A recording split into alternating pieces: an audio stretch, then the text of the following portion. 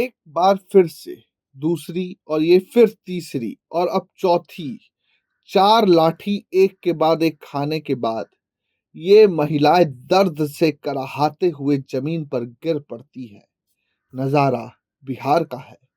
बिहार में महिलाओं को 10-10 हजार रुपए देकर उनके वोट ले लिए गए। इसके बाद महिलाओं को कुछ इस अंदाज में सरकार वापस दे रही है। जीविका तो नहीं दे रही, लेकिन लाठी जरूर दे रही है। आप देखिए, चाहे गर्भवती महिला हो या फिर कोई युवती हो, बिहार की सरकार और उसकी पुलिस का डंडा सब पर बराबर बरस रहा है। हैरानी की बात तो यह है कि महिलाओं को पीटने वाली पुलिस महिला पुलिसकर्मी नहीं है, पुरुष पुलिसकर्मी है। लेकिन ध्यान देने वाली बात यह है कि पुलिस की लाठी किसी में भेदभाव नहीं कर रही। दोस्तों, ये नजारा बिहार के बेगूसराय से निकलकर सामने आया है, जहां पर पुलिस कर्मियों ने महिलाओं पर कुछ इस अंदाज में लाठियां बरसाई कि एक और तस्वीर हम आपको दिखाते हैं, जिससे आपका अंदाजा और आपकी समझ और साफ हो जाएगी। सड़क पर घसीटते हुए लेकर जा रहे हैं, बराबर उसके ऊपर लाठियां बरसाई जा रही हैं, यहां तक कि उसके सर पर भी लाठी पुलिस की पड़ गई, जिसके बाद वह महिलाएं बेसुध होकर जमीन पर गिर पड़ी। उसकी टांगों से उसको पकड़कर घसीटकर पुलिसकर्मी आगे ले जाते हैं। उसके बाद एक और नजारा, जहां पर पुलिस की लाठी महिलाओं, युवकों, बुजुर्गों, बच्चों, पुरुषों सब पर बराबर तरीके से बरस रही है। आप देखिए, यहां जहां पर एक युवक को पुलिसकर्मी घसीट कर ले जाता हुआ दिखता है, इस दौरान उसके पीछे 2-3 महिलाएं भाग कर आ रही हैं। तो युवक का बैलेंस बिगड़ता है, वह गिरता है, उसके ऊपर पुलिसकर्मी गिरता है। पुलिसकर्मी उसको मारने के लिए डंडा उठा ही रहा होता है कि एक महिला पुलिसकर्मी से एक महिला भिड़ती है, वह दोबारा से गिरते हैं।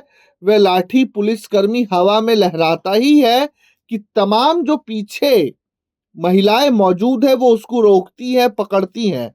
इस दौरान एक और पुलिसकर्मी आपको नजर आएगा। तो ये तो समझिए दोस्तों कि बिहार में वही सब हो रहा है जिसके नीतीश कुमार एकदम खिलाफ थे। यहां पर आपको बता दें कि बुलडोजर एक्शन हो रहा था, जिसका विरोध यहाँ के स्थानीय ग्रामीण कर रहे थे।